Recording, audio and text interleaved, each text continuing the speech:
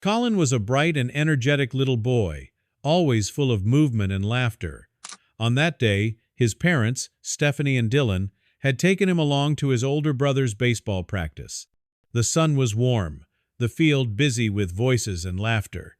To keep their younger son entertained, Dylan played a game of hide-and-seek with him around the family car. It was the kind of ordinary day that felt peaceful and safe. During one round of the game, Colin tripped and fell. He scraped his eyebrow, a small cut forming just above the eye.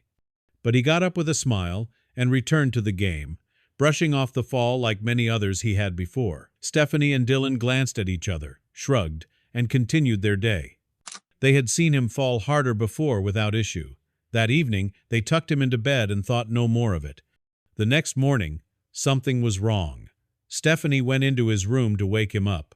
Colin lay in bed, staring at her but not moving. When she encouraged him to get up, he could not even sit. Her first thought was that he had caught the flu, maybe a bad strain that made his little body weak. But when she tried helping him stand and realized he could not walk either, panic gripped her heart. She called Dylan immediately. Without hesitation, he rushed home, scooped up Colin in his arms, and together they raced to the nearest hospital. At the emergency room, they explained the fall from the night before. Doctors believed he might have a concussion. They performed a scan of his head, looking for signs of trauma. But the scan came back clear. No swelling, no internal bleeding, nothing alarming. Still, Colin was growing weaker. What had started with just his legs now spread to the rest of his body. By that evening, the toddler could not even hold his bottle. He could not sit, eat, or move on his own. All he could do was breathe. Stephanie sat beside his hospital bed, holding his hand, helpless and terrified. His oxygen levels began to drop. Doctors, unable to find answers, performed a spinal tap to rule out meningitis. That test also came back negative. With his condition deteriorating, the decision was made to transfer him to a specialized children's hospital in the city of Memphis. The ambulance sped through the roads, sirens crying, carrying a little boy whose strength was slipping away by the minute. At the hospital, doctors told the parents they had arrived just in time.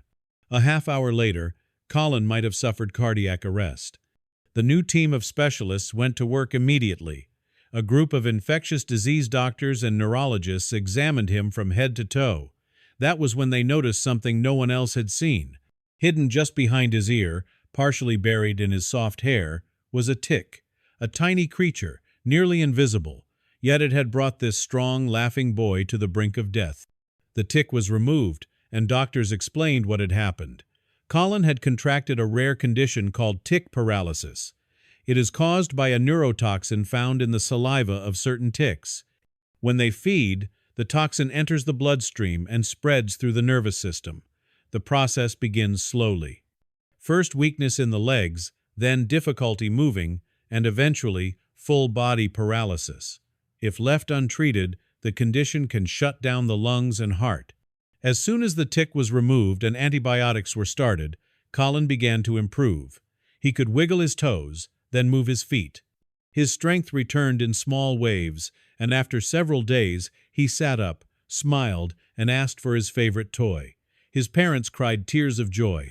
The son they feared they were losing was coming back to them, stronger with every passing hour. Looking back, Dylan said that if they had not made the decision to transfer hospitals, things might have ended very differently. He believed they were minutes away from tragedy. Appearing later on a televised medical program, the family shared their experience. The doctor on the show explained that while tick bites are common, this specific kind of paralysis is rare. It is not the same as other diseases spread by ticks. This condition is purely caused by the neurotoxin that hides in the tick's saliva. The doctor explained how the toxin works. While the tick feeds, it releases the toxin slowly into the blood. As it spreads, it disrupts nerve signals, making the muscles go limp.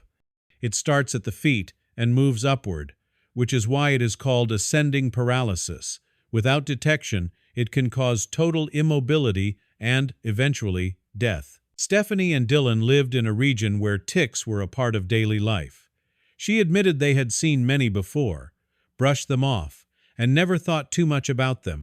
But this one small creature had nearly taken their son's life. Now they check carefully after every outdoor trip, behind the ears, on the scalp, in all the hidden places ticks might burrow. Colin's story had a happy ending. He made a full recovery. Today, he is more energetic than ever, always moving, always laughing. His parents watch him run around the backyard and know just how lucky they are. The days when he could not even blink on his own feel like a distant nightmare. They know better now, and they share their story so others might know too. Sometimes, the smallest things can bring the biggest danger, but love, instinct, and quick thinking can change everything.